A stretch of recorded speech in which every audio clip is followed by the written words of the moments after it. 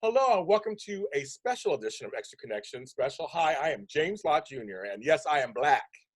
Why am I saying that? Because today we're doing a special episode on Blackness from the perspective of three men who are Black. I'm gonna say it 10 times, 20 times. That's Black, Black, Black, Black, Black, Black, Black, Black. But in seriousness, we are recording this during a very tumultuous time. And I'm gathering friends of mine and we're just having discussions. Because to me, I believe that discussion is the birthplace of everything. So, and in tragedy and crisis, beauty and goodness can be born. I believe both of those things. So we're going to talk about it with some friends of mine and collaborators of mine. They both have done shows of mine. They've done things with me. So I'm not giving you the long intros. You just look at those shows and find them. You can feel what they do. So I was going to introduce them by their names and my friends, Mike Brown and James Woods. How you guys? Hey, How's it going? Welcome. So you know I respect both of you guys. That's why I brought you on the show. Thank you. I appreciate that. You both are doing things that are maybe construed as slightly different in the Black community. And so I want to actually start the question off with that. I'm gonna start with James Woods down there, that yoga dude. You can find that everywhere. Being a Black man and doing yoga. Now, I know personally that yoga has no color and there's no big kind of thing there, but because that's one of the, I mean, you also have degrees and things, other things and things and yourself, but one of your main things is yoga and mental health. Can you speak on that, how you are received sometimes as a Black man who does that? In the space that I'm in now, in education, I'm well received, especially by the white or Latino or even the Black women, because they know how important what I'm doing is to help the Black boys and to help the Black men. I think yoga has not traditionally been seen as something Black men are allowed to do that fits in the box because of the vulnerability that comes with it, the softness that comes with it. It looks like it's something soft. It don't look gangster. It don't look hard. It don't look like something that a real man would do because you got your ass up in the air, you got your legs open, or different things like that. Yes. So really getting beyond what it looks like and what it's perceived to be has been something that people have been wanting because they know the benefits of it. Like, okay, maybe not being a hard, tough guy all the time is something that could be helpful to you to be able to express your feelings and talk and just build healthy communities. And a lot of times this is surprising for folks, especially working with the kids. It's surprising. And with other Black men, they usually are like, that's something that I need to do, but I haven't, I can't do it. You know, can you do it with Timberlands on? Can you do it with, it's something that they know, but you always see it if they have not given themselves permission to step outside of the usual Black box for men. So sometimes I come and I bring a sense of fear and discomfort to them because it's something that they possibly could benefit from, but they don't feel like they have permission to do. So it's mixed feelings across the different folks that I encounter with it, but it's there. It's definitely people notice me being Black more so than me being just a yoga teacher. So me being Black is a powerful thing. It is, because you're able to help affect change in the world and how they see Black men in positions like this in education and in yoga, just literally in yoga. I mean, like, it's like, Right. it's not some cutesy white girl in a skinny, spandex top just going, okay, let's do a stretch. Like, it could be anybody. I mean, yoga it's for everyone. It's not just for Asian folks or white folks or, it's for everybody. And I know for me, I started taking yoga about 4 or 5 years ago. I didn't think I could do yoga either. I didn't even know that was a possibility that, like yoga, okay. And I didn't even know what it was really. I mean, I knew kind of what it was, but I didn't know what it was. I went to my first class and then realized the different kinds of yoga there are, doing vinyasa, or there's like different kinds of yoga. And I was like, oh, okay. And it really does strengthen your core. It does things to you that you would not even imagine. I'm a sweater. When I do yoga, I sweat all over the place. But I did see in some of the classes I was taking at one point, it was getting more diverse, but not a lot of Black men. Black women were in there, but not Black men. I was one of the few. I saw one other guy started coming, and that was cool. And we both talked after we connected. We're coming in. There's a lot more Black yoga teachers stepping up, especially younger folks have more of a platform with the internet and stuff. But there's been a lot of older cats who kind of been doing it. But these are the cats that you find at the instance. You're gonna find them at Simply Wholesome and stuff like that. So it has a different theme to it. I know I've talked to other cats and like, yeah, you know, I don't, the yoga cool, but it can't come with the brother who got his toes out. You know, it can't be one of them brothers with his toes out and looking, you know, wearing the soft shirts and stuff like that. A lot of those attitudes about it. And so it's starting to change because people understand how important it is just to be healthy and be well. And we can't keep doing the same things that we used to cope with before because it's just not healthy for us. And you, like you said, various positions. And it's not just about the positions that you get in. It is about breathing. It is about relaxing. It's about being present. It's about being in a moment. So for you to be able to have that space is a gift, not only for yourself, but for your partner, for your kids, for your community. So people seeing the importance of it and people seeing that it goes beyond skinny white women in a $40 an hour class. And it's something that can be applied to folks everywhere. So I'm okay with being, put myself as that yoga dude. And like I said, I spell my name that yoga dude for a specific reason to let you know that it's, you know, it's that yoga that you about to get. So it's, it I is love it. important. No, wording, phrasing, positioning, it's all very important in the marketing and also in perception and what you're putting out there. I trust me, I totally agree with that. And I'll just say that it's funny that, you know, yoga was this thing that seemed like other folks did. And a lot of Black people, there are a lot of things, that's what other folks do. We have to learn that we are those other folks. You don't have to, it doesn't have to be for somebody else. We have to limit ourselves and not trying it. We're not trying it at least. Just try it. Just try it. Let me ask you, so is your look also intentional? My look is actually based on the intention of attracting white women. I'm just joking. they want that mandingo. That's right. They want it. Mm-hmm. Sure, they want it. You're a great interviewer, by the way, James. You're a great interviewer. You have a great show. My look is not intentional, but it is a product of yoga. Because spending time doing yoga, it made me stop caring about things like, oh, I got to keep a fresh cut and doing this and that. And some folks that's for. I started growing my hair before the yoga, but it just kind of rolled into it. It me going so far into it, it has changed my life and it changed my appearance.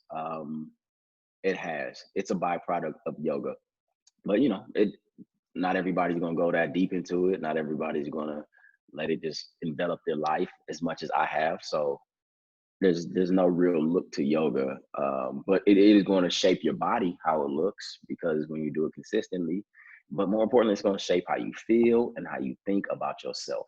And that's the thing that's going to have the biggest impact on how you look. You might not feel like you need as much external to feel beautiful on the internal, to feel good, to even say beautiful as a man. Men don't describe themselves as beautiful a lot, especially Black men, but you and Mike especially are beautiful Black men. And I can tell y'all that because I know I'm a beautiful Black man, because I've done the work to go inside. Because like yoga is more than just the postures and the poses and the positions. It is really sitting down with yourself. It's becoming aware of yourself. Oh, okay, I feel better when I do this. I come out of class, I feel more relaxed. I feel less stressed.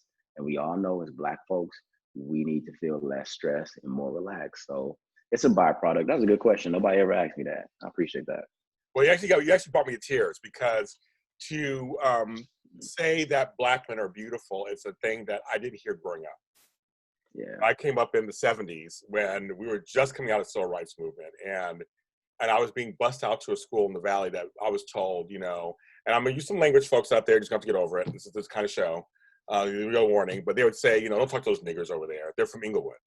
You know, don't talk. You know, we were being bussed. It was desegregation that didn't work clearly, but we were bussed out there to mix with the white kids, and the white kids were like, no, these are niggers. We don't talk to them. Wow. So they were in the corner over there of the school ground, and all the Black kids were in the corner of the school ground. All the Latino kids were, you know, it didn't work. And it dismantled midway during my elementary school years. And I was back in, you know, in Inglewood going to school. But to hear someone say that you're beautiful, I don't even think I heard that I was beautiful as a Black person until I was an adult. Wow. Like I said, I got a little tear in my eye when you said it to me, because it's like, it's completely something that our young Black boys, girls too, but we're talking about Black men right now, because we're raising Black boys are broken. We need to have them not broken. We need to let them know that they are beautiful. And so thanks for saying that. I think it's words are powerful, folks. They really are. And I'm a 51-year-old man. You got me in tears a little bit just saying that to me. And that's just kind of like, that's how powerful it is. We carry what we have when we grow up sometimes. And we have to like still continuously work that out, We do. Mike Brown, I'm going to ask you, because you are an educator also, and also by way of music. How is this shaping you as a Black man? It's been kind of challenging for me, honestly, just because I've been dealing with racism since as early as elementary school, I can remember.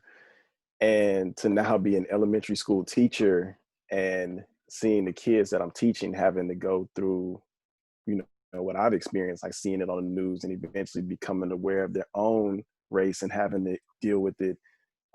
It makes me kind of mad, and for a while I was mad, and rather than staying in that space, I've been telling myself that I have to shift my energy to now uplift, because it's not about me at this point anymore. It's about the generations that are after me and those that are after them. So it's like, how can I use what I have now, like my voice and my creativity, to uplift people so that, they can take whatever I have and just keep that energy going. Yeah, it's tough because I wrote my first protest song yesterday. I was sitting at home and I wanted to use my creativity. I'm a prolific writer, as you guys know. And I was just like, and my keyboard's on the side over here now. I'm cleaning up my room. But I got on the keyboard and I pressed the drum machine. I was like, I'm gonna write something. I don't want to sit here just in anger. I want to take my anger and turn it into something interesting and challenge myself at the same time. And I wrote it. It's called "My Problem Is Your Problem." And I wrote it, and I'm really happy with it. I haven't recorded it yet, but I'm very happy with it. And it was just a nice, because there were days last week when I did not want to create nothing. I was like, getting out of bed was just enough for me. Just getting out of bed. There's some days I was like so depressed and sad and angry all at the same time that just to get out of bed and like brush my teeth, that was enough that I could do. I have a question. Why do you guys think that this season it hits harder than it has in the past? Because this is something that we've seen happening continuously. It almost seems like every summer, every spring, it always comes up, but this time it just hits a lot harder. That's a great question. You should have a podcast, though. He does, folks. The Art of Letting Go podcast. I'll let James. Want to take that first? COVID definitely has something to do with it. The gentleman who was murdered before, Ahmaud, has a lot to do with it. It was just, people already was in the mindset of 2020 was a year that had a lot of stress. Even just the loss of Kobe, a Black man that we all looked up to and admired. The country has just been on edge, it seemed like all 2020. So it was a powder keg. And I think people just needed something to get out and express themselves about and release in this way. And then I wish it could have been something positive. I wish we could have been stepping out because of something positive. But this is something that this country knows so well. We know racism, we know violence, we know how police and Black men are supposedly supposed to interact. We know this script well, so we know what to do. So this was nothing new. It was just inflamed. We know how to riot, we know how to march, we know how to be upset, we know how to be hurt, we know how to be sad, we know how to blame, we know how to question. So it was something familiar for us to do in a time of unfamiliarity. We didn't know how to quarantine.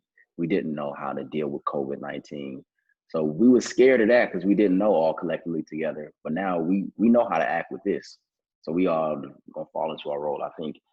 And that's sad. I think that's a narrative that I definitely, a narrative, a role, a play, a drama that definitely is going to change. I'll just say that it's going to change. But this is a familiar drama for the country, and they went to do what they do. When you know what to do, when you've been here before, like, all right, I can do this because, it's like someone who's getting off of drugs and alcohol. I know how to drink. I know how to do that. I don't know how to be sober. I don't know how to not be anxious. I don't know how to be that. So let me go back to my drink. And racism and violence is like the substance of America that keeps us intoxicated, and it's sad. Yeah. That's a great answer. I agree with that. Mine's more personal in terms of our friend, famed therapist, Miami McKinley, who I do a show with, the therapist and a life coach, my girl, she saved my life. She, on our show last week, actually helped me realize, and I was curious, like, why is it hitting me? I'm like I said, I'm 51 years old. I know what race is. Like, trust me. I have a million stories. That's what it is. I've been triggered. For some reason, with the COVID being quarantined at home, I've had no human contact for 60 or 75 days at this point or whatever. So there's that going on. So my brain and my psyche is already feeling the loss of all that. Because I have an immune system that's not strong, so I gotta be careful. So that's going on, but I was triggered. As Black men, it's like, this is the latest of a long line of things, but that could have been me. That was me 4 years ago in West Hollywood at a 7-Eleven with rifles to my head and my back. That was me in a car 5 years ago in Ohio on a turnpike when my white friend and I were driving. They pulled us over and the guy has me get out the car and lay against the hood of the car, not him. That was me 7 years ago when I went to a store and they refused to serve me because I was Black and they called me names. So it's like, it just suddenly it became very personal to me. I've been in Central Park 1,000 times. We're in a Brooklyn right now. I've been in Central Park 1,000,000 times. I've been where Christopher Cooper was. I've been where he was. I know that whole section of the park, everything. I've been there. So that could be me. That could be you. That could be you. That could be my grandson. That could be my nephews. And that's what hit me so hard.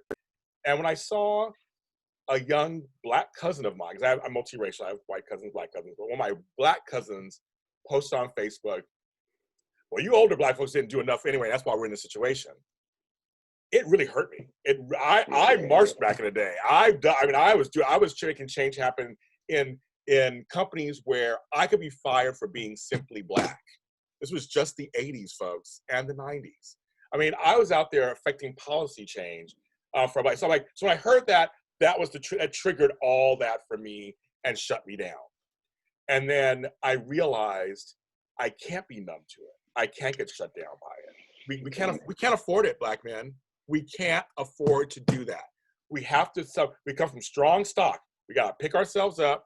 Of course, self-care, take care of yourself, but pick yourselves up. You have to not lay down. You can't lay down. We don't have the luxury. I think you guys agree with that. We don't have the luxury just like, oh well, it's not happening again. We don't have the luxury of just laying down and being depressed for weeks on end. We don't have that luxury. I think that's why you have to take that time to step away and take care of yourself so you can, be there for everybody. Mm-hmm. I think so. That's a great question. I was going to ask, also, that kind of leads to what I was going to ask you guys, what does being a Black man mean to you today? Like, what does it mean? I mean, we talked about a little bit of how growing up and stuff, but like today, like, what does it mean to you today? And Jen, I just have a question, man. You spoke on the your younger cousin, really saying that, and what do you feel like your role in this now? You said, you marched back in the day, you did this back in the day of other stuff. Like, do you feel like your role now is different, or how do you feel about it now in the same? Good question too. Wow, that's a good question. That's a good question. I feel like I'm an elder statesperson at this point. I was the youngest kid in the room. Now I'm the oldest guy on the block. It just happened. That's how fast life goes, kid. It goes that fast. I look good for my age. Black don't crack. I get it. But I am one of the older guys in the room now. That's just how that is. And I mentor a lot of younger Black men and women in the business. And I know I talk to you guys all the time too. I mean, I'm always trying to be there for you guys and lift you up because I didn't have that myself. So I'm trying to be what I didn't have. Because when you say you don't see it, be it. That's my motto 1,000%. So for me, because like right now I can't be out there because I don't want to catch the virus. All stuff's going. I can't be out there marching. I'm a person that says I'm an encourager. Find your niche. Find what your part is in this. It may not be protesting. It may be a song. It may be a comedy special. It may be a TV show. It may be doing this. It may be a painting. It may be something. I'm gonna encourage you and invite you to find your part in this, because what world do you want to have? I mean, I'm on the other side of 50. I'm thinking I got another good 30 years if I'm lucky. Some of you guys have 40, 50, 60 years left on this earth. So my job is to tell you, I did what I could back in the day under conditions you could never understand, because of me and folks like me. You're not living those conditions anymore. So shut the fuck up, number one. But number two, and respect the struggles that we had to do to get there. And the folks behind me, I'm like, I could imagine picking cotton in the morning. Before I go to school, my stepdad did that. He said he had to pick cotton for 3 hours, then go to school, and then get good grades, and then and then do it all over again every day. So my role is an educator, a supporter, an encourager, and I'm still doing my protesting in my own way too. Doing shows like this, collaborating with younger people. My role is to be there for younger people, especially. The older people, we're whatever, we're fine. I feel like I want to be there for the younger ones and say, okay, what are you doing? How do you feel? What can you do? Let me give you some suggestions. Like, I'm here as Papa James, Uncle James, Big Brother James, whatever I could be. I feel like that's my role now, because I did do a lot of the heavy lifting back then for Black and gay communities. I'm a little tired. I'm a little old. The legs don't work as much as they used to. And I think that's my right, because I did put in the work, and I live it every day. I always put all the time. If you watch my work out there with Black Hollywood Live, my own stuff, everything, I live this every day. I'm a crusader for Black folks every day. My shows, I feature the most Black, well, and queer, but Black content creators on my shows than anybody else. Ask anybody in Black Hollywood. They know who I am. Say James Lott Jr. Anybody, from the top to the bottom. Go to TV One, BET, the networks. They all know who I am, because I seek them out and I make sure, what can I do for you to support your project, whatever it is. And that's what I do every day. I've been doing that for the last 13 years of my life in this business. So I feel like I live it. I mean, this is not just all of a sudden now. I do live it every day. Right. I think that's my thing. I think that's huge, because a lot of people just see, even going back to the yoga stuff, where a lot of people just see what it looks like. They see the people march and stuff, but they don't see who providing the water for the marches. They don't see who's getting the permits. They don't see who's organizing. They don't see the different financial things and the different support things. So and it was so much. Social media now shows images of people on the front lines, which is necessary and needed. But for me, I don't feel like that's where my place is. Like, I'm good with creating content. I feel like I can have more impact with creating content, with creating places for people to heal after they've been protesting, or even before they've been protesting, having something to have, so they can go in with a sense of center, with a sense of calm, with a sense that I'm not gonna get their head beat in because they reacted in a way. So I definitely appreciate you highlighting the many ways you can support the ongoing struggle, because ain't nobody got anything they have to do. Nobody got anything they got to do in this. Just because you Black, that don't mean you got to jump into this ongoing struggle, this ongoing lifestyle that has accompanied the Black people. It's a choice that you have to do to an extent, to an extent. So I just thank you for highlighting that, the many different parts we play in supporting. It's one of those things where everything, I come from the village mentality. We come from villages. That's where we come from. Sorry, folks, you don't know this, is where we come from. We come from villages, and everyone in the village has a role. And so no role is sometimes more important than the other, because it all helps the village run. Right. So you might see people in front of the camera, or but there are people behind the camera doing something that's just as important. And so that's why the people off to the side of the camera who are doing stuff just as important. I think every little bit counts. It's just, as long as you find your piece in the cog in the wheel, you find your little niche piece of the pie, then we're good. Everybody is creating something. Everybody's doing something. So it all works together for the greater good. That's kind of how I look at that, very much. Yeah. I agree. So going back to the Black man thing, I'm actually going to amend the question to, what would you tell young Black boys what it is to be a Black man today? We got to talk to them. We got to talk to them. That's the thing. We got to talk to them.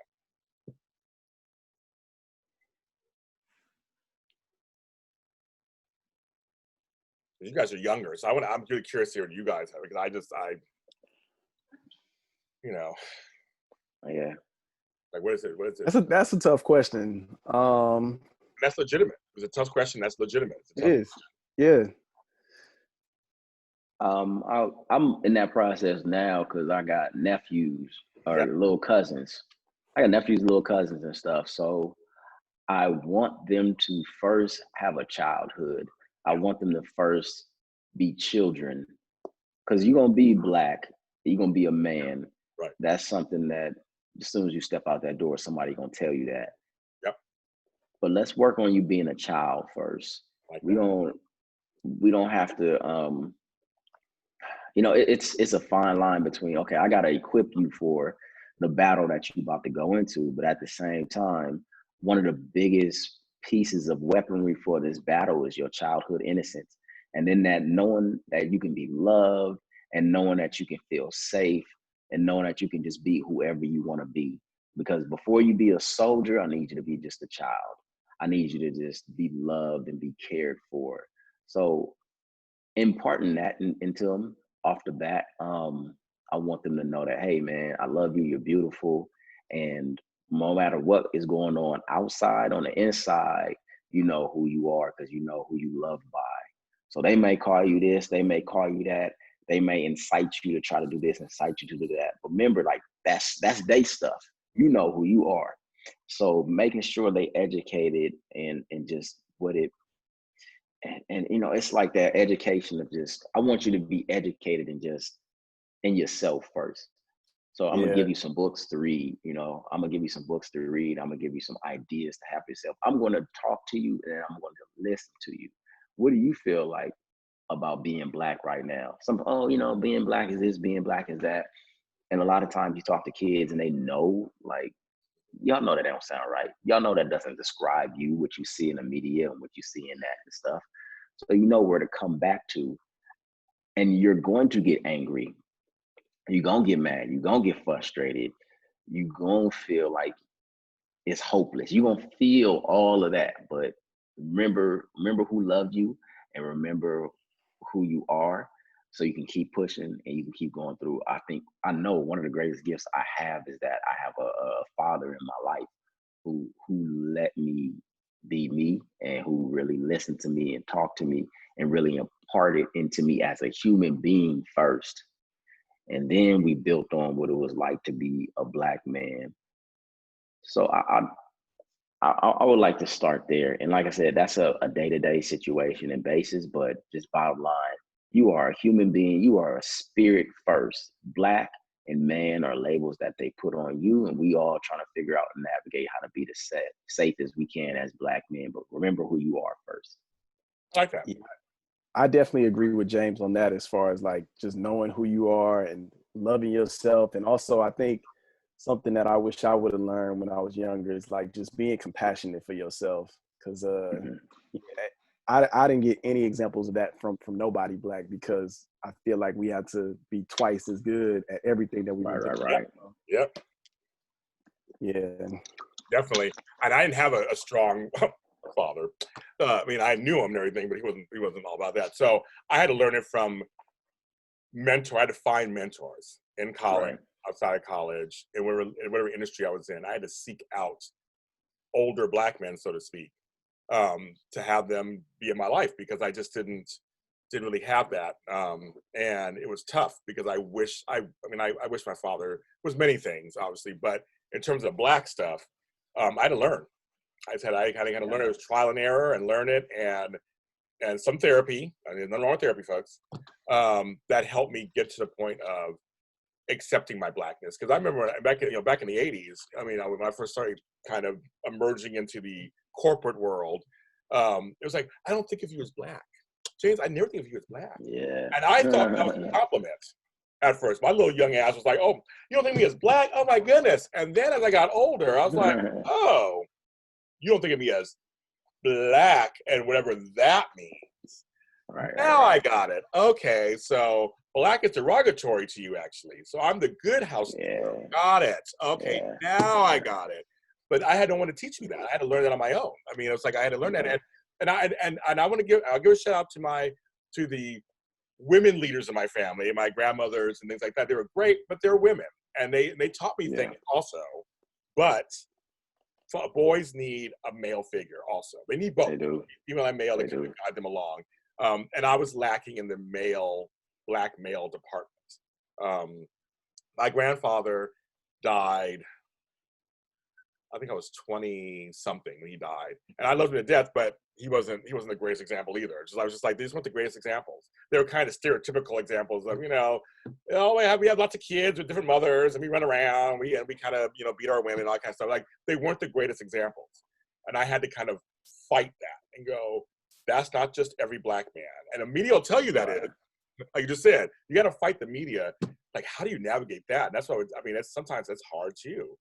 I remember in OJ, that whole thing where they darkened his face on the cover of Time magazine just to make him seem more menacing than he was. And it came out that he darkened his face. You guys were the kids at the time when that came out, but I remember that. And I'm thinking, because I knew OJ kind of light skinned. He ain't that dark. And they darkened his face to like the killer. Now, he killed his wife. We all know that. But that's another story. I don't care. Save all your emails, black. I don't care. He did it. He did it. He laughed all over the bank. He did it. I understand that when he got off on it, it was a victory for black people. Some guy after Rodney. I get all the history from. So everybody save your letters. I don't really care. But he killed his wife. Got away with it. Oh, there you go. But when he did that, even I thought that was wrong. I thought I'm like, oh, so you really trying? I'm like, oh, okay. So it goes back to dark is bad. And light is good. And we just stopped that. We just saw that.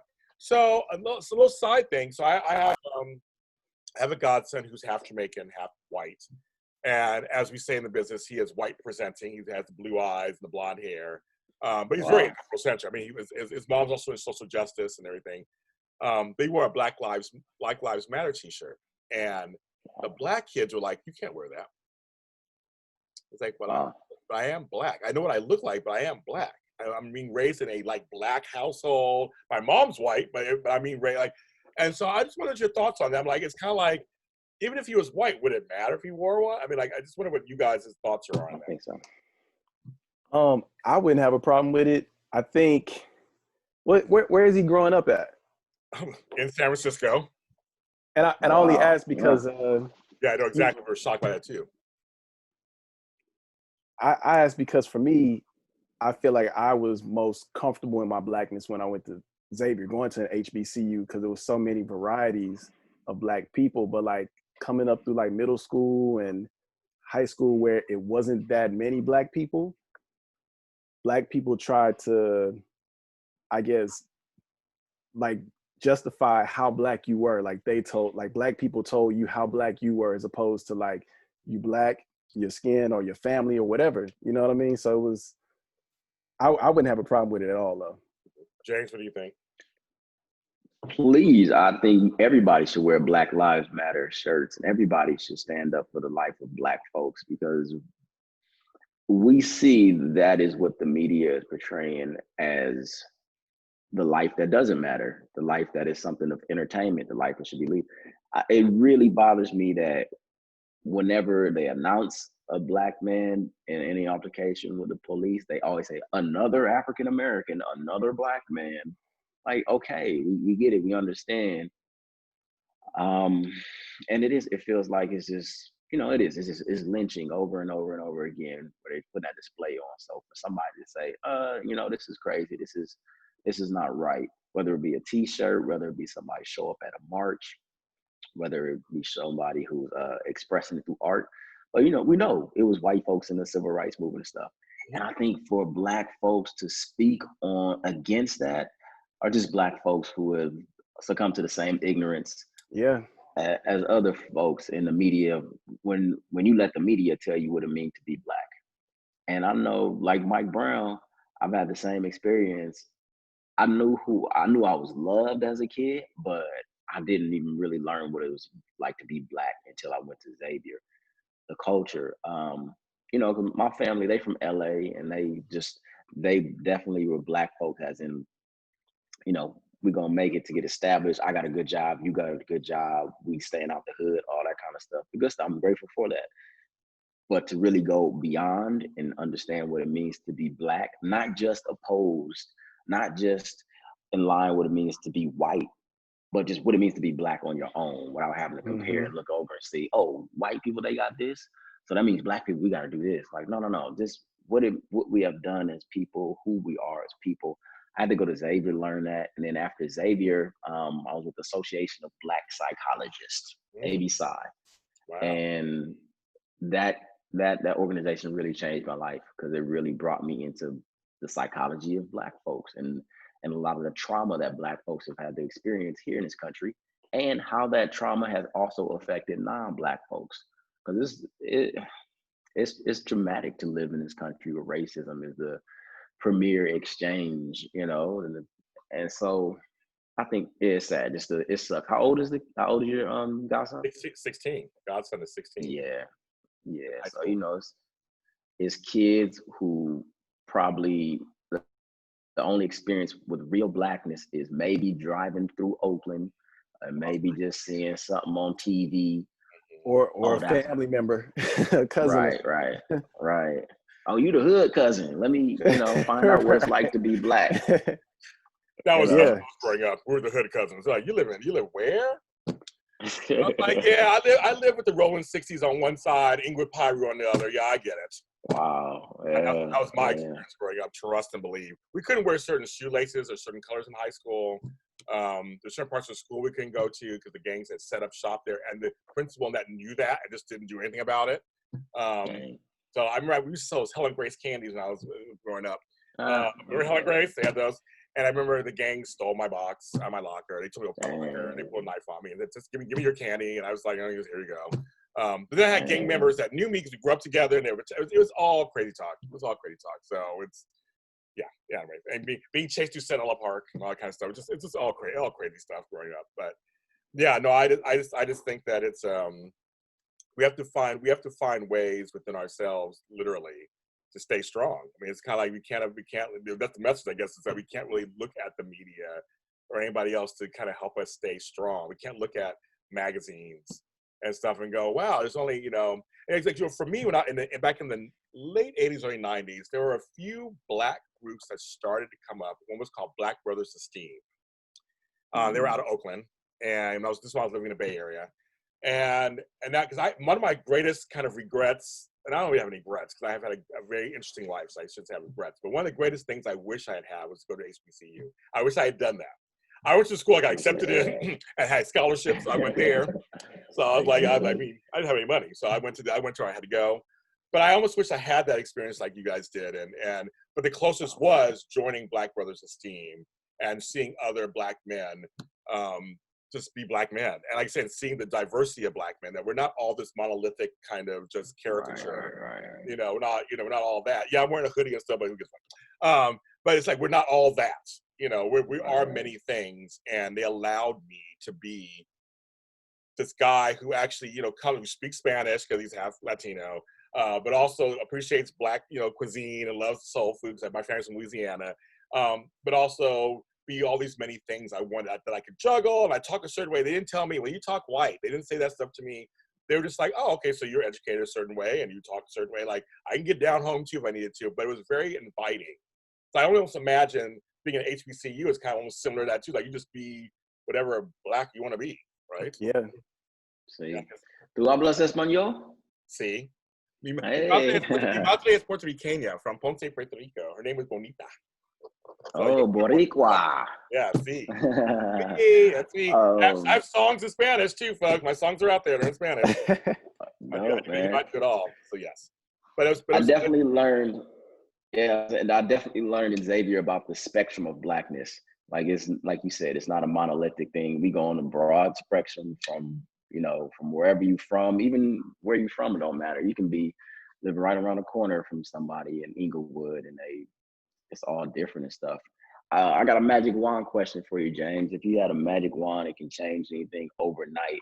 Your whole 51 years of being a Black man, tomorrow we wake up, and what is it going to look like in James' world? James Lott Jr.'s world, as far as race, what is it going to look like?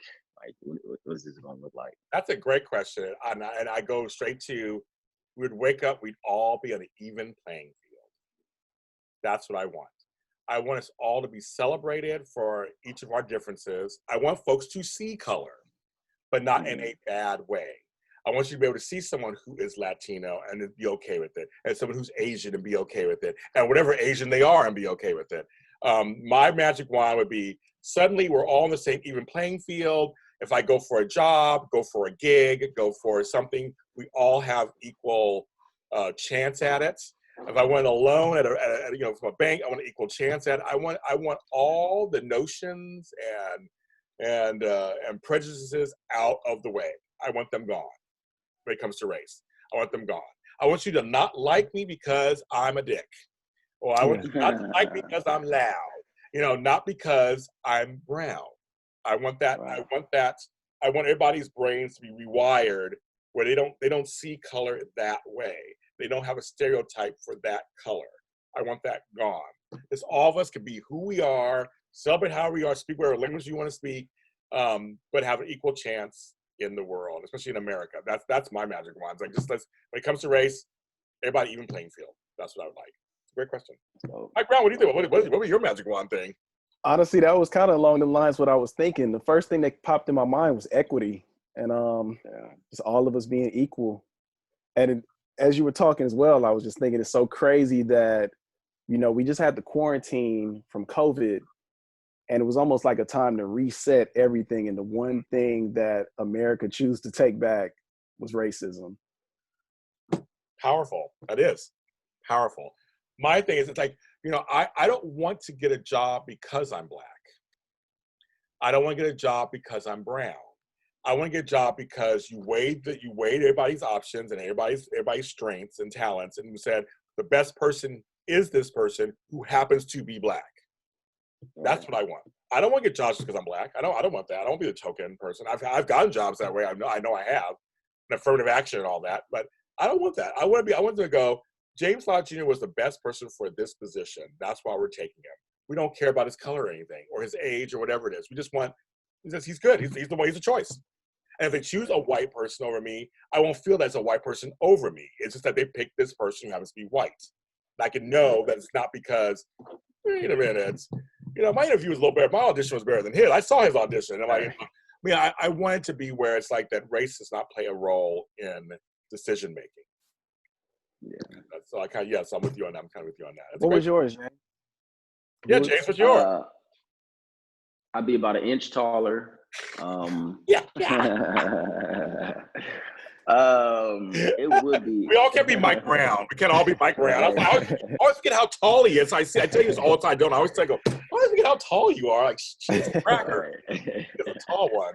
I thought I was tall. I'm not tall. He's a tall one. Yeah, Mike was huge.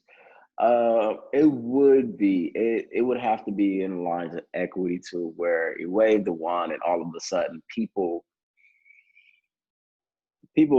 see themselves as equal, because I think a lot of us already see ourselves as less than equal because of race, because of the places we come from. So it would be a one that, hey, I'm equal, and since I'm equal, I don't have to put nobody else down. I don't have to put nobody under me. Like you said, somebody got hired over me or somebody got chose over me because of whatever. Like, nah, I'm good. I'm good with myself. So if I'm good with myself, I'm going to want to have other people around me who are really a part of who I am and what I like to do, regardless of color. So, and what that would look like, oh man, I think it would look like how y'all described, and I'm kind of sad to really. I'd have to really, really rack my imagination to think about what that looks like, because I've been in this ocean for so long. Yeah. So this the only water I know, but it's changing. So, it changed with us as an individual. So. Well, as we wrap this up, that's a great question to kind of wrap this up. My thing is, I'm looking to you guys. You guys are a generation after me, and I'm looking for your brilliance and perseverance and talents to really carry this forward. I mean, I'm not done. Don't get twisted, bitches. I'm not out. I'm not done. I'm not tapping out or nothing. I'm still in. Right. We'll do what I do. But I really am looking to you, gentlemen, and other gentlemen and ladies, everybody out there who are of color and who are Black specifically, to change the world. I think, I hope in my lifetime I'll see some stuff that majorly happen. I've seen some things clearly happen, but I will fully admit, as we're closing up on this show, I'm tired. I never thought that 40 years later I'd be going through the same stuff. 30 years later I'd be going through the same stuff. I did work very hard to make change happen back in the day. And some of it did work, clearly, it did work. But in some cases, I listened to, What's Going On by Marvin Gaye. That was 40 years old, and it's over 40 years old, and it's completely the same problems today. Sadly, it's still relevant today. I listened to my guy, Gil Scott-Heron, who was doing stuff 30, 40 years ago, my idol.